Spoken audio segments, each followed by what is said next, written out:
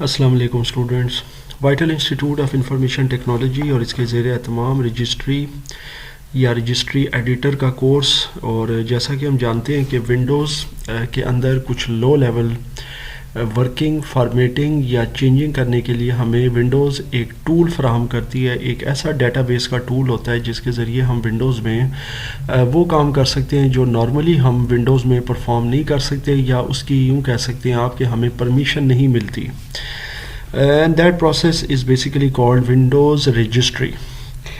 اس سے پچھلے لیکچر میں میں آپ کو اوبیسلی کیز اور ویلیوز کے بارے میں بتا چکا ہوں, اور میں نے آپ کو یہ بتایا ہے کہ جناب آپ کی جو کیز ہوتی ہیں they are just like folders that you make in Windows, and of course values are the files that are stored or contained inside a folder.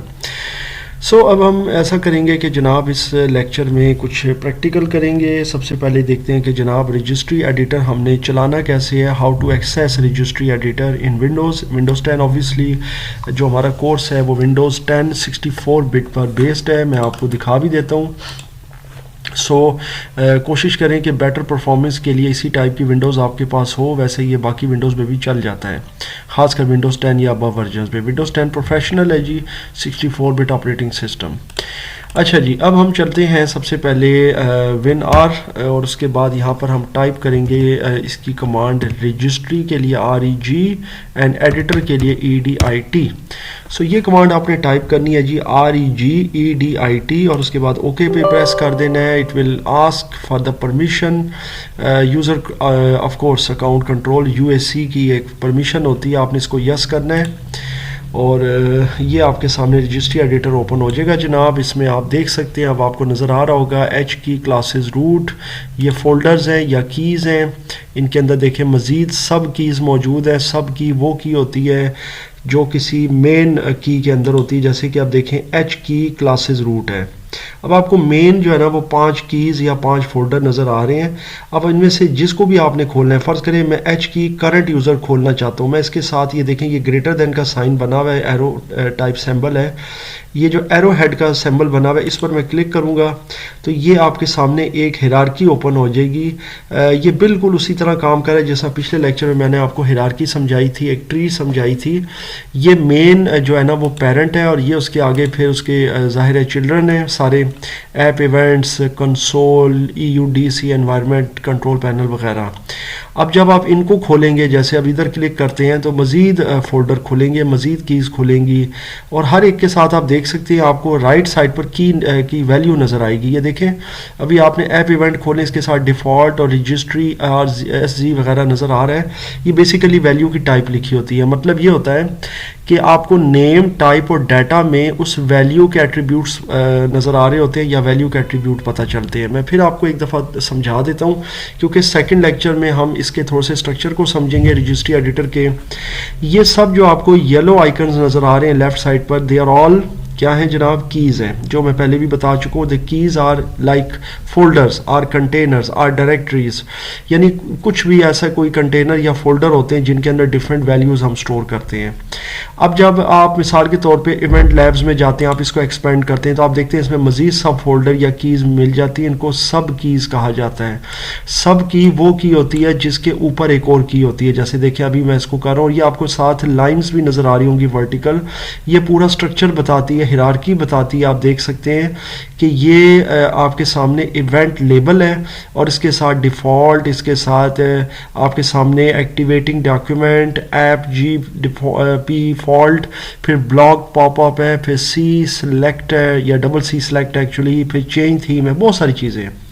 تو جب آپ اس کو دوبارہ سے یہاں کلک کریں گے تو یہ پوری ایک جو ہے نا ٹری وہ بند ہو جائے گی. پھر ادھر کلک کریں گے تو یہ ٹری بند ہو جائے گی, اور ادھر کلک کریں گے تو یہ ٹری بند ہو جائے گی. تو یہ بیسیکلی فولڈرز یا کیز ہیں جن کے ذریعے ہم ڈفرینٹ اپروچ کرتے ہیں ویلیوز کی طرف. جیسے ایچ کی یوزرز ہیں, یہاں کھولتے ہیں, یہ ڈیفالٹ آپ کو نظر آ رہا ہوگا. اس کو یہاں سے کلک کریں گے تو یہ ایکسپینڈ ہوگا. پھر کنٹرول پینل ہے, اس میں ایسیسیبلٹی ہے.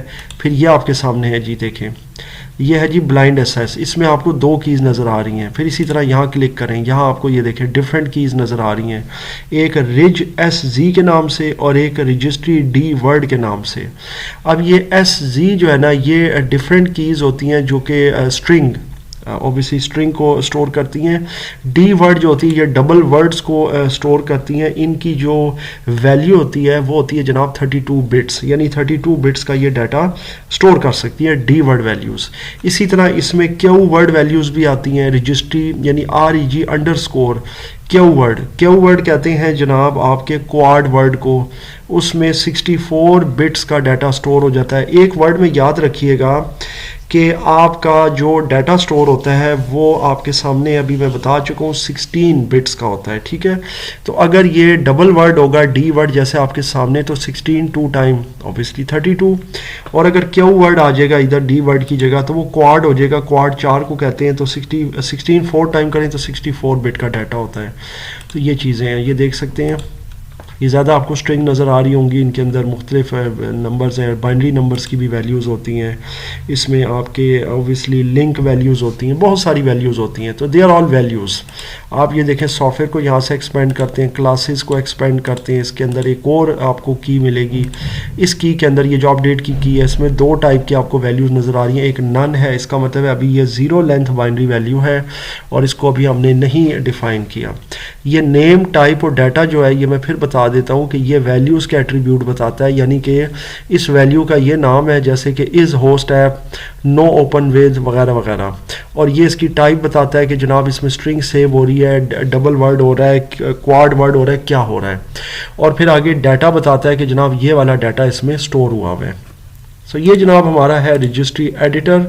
यहाँ से वापस आप इसको जो है ना वो बंद कर सकते हैं जितनी भी आपने कीज़ खोली होती हैं, क्योंकि अगर कोई की हम खोल कर यहाँ से इसका छोड़ देंगे so it will make difficult for us, क्योंकि अब जब मैं इसको बंद करूँगा और दोबारा से फ़र्ज़ करें मैं WinR में जाता हूँ रजिस्ट्री एडिटर, तो ये इसी तरह एक्सपेंडेड फॉर्म में ओपन होगा कि जहाँ हमने लास्ट टाइम काम किया था। तो इसको बेहतर है कि आप बंद कर दें और उसके बाद जब आप दोबारा चलाएंगे तो ये इंशाल्लाह आपको इसी तरह से क्लोज फॉर्म में मिलेगा। अच्छा, एक चीज़ तो ये होगी। खैर, अब जो मेन चीज़ आती है वो क्या है, वो ये है कि रजिस्ट्री एडिटर तो ये हो गया, इसको मैं क्लोज़ करता हूँ।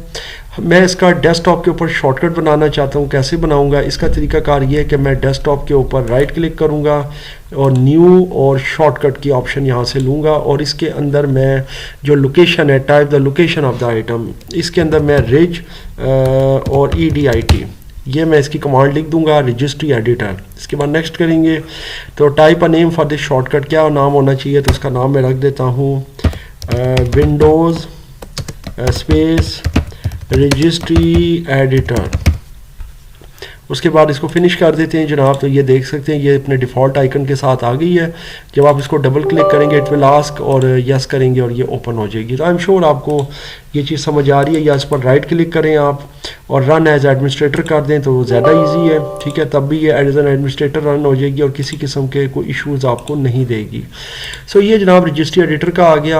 अब आपको इसी लेक्चर में एक चीज़ और इंटरेस्टिंग आपको समझा देता हूँ, वो ये है कि जब भी आप रजिस्ट्री पर काम कर रहे हैं इससे पहले याद रखिएगा, जब भी आप एक्सपेरिमेंट करेंगे, क्योंकि इस कोर्स में ऑब्वियसली आप बहुत सारे एक्सपेरिमेंट करेंगे और इस एक्सपेरिमेंट का नतीजा कुछ एडवर्स भी निकल सकता है। अब मैं आपको बड़ी इंपॉर्टेंट चीज़ बता रहा हूँ, क्योंकि ये विंडोज़ की लो लेवल एडिटिंग हम कर रहे हैं, तो होगा ये कि जनाब रजिस्ट्री के अंदर काम करते करते कुछ वैल्यूज़ आपसे डिलीट हो सकती हैं, मॉडिफाई हो सकती हैं, ठीक है, कुछ नई वैल्यूज़ आप बना सकते हैं बहुत ही ख़ास और बहुत ही सेंसिटिव कीज़ के अंदर।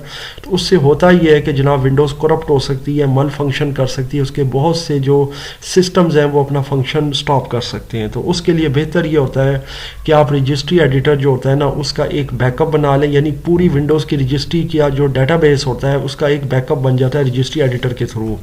बैकअप के लिए आप ये करेंगे कि फाइल में जाएंगे और यहाँ से आप इंपोर्ट एक्सपोर्ट देख रहे होंगे, तो एक्सपोर्ट की ऑप्शन आपने लेनी है। एक्सपोर्ट की ऑप्शन लेकर आपने इसको दिस पीसी में जाकर डी ड्राइव में सेव कर देना है जी।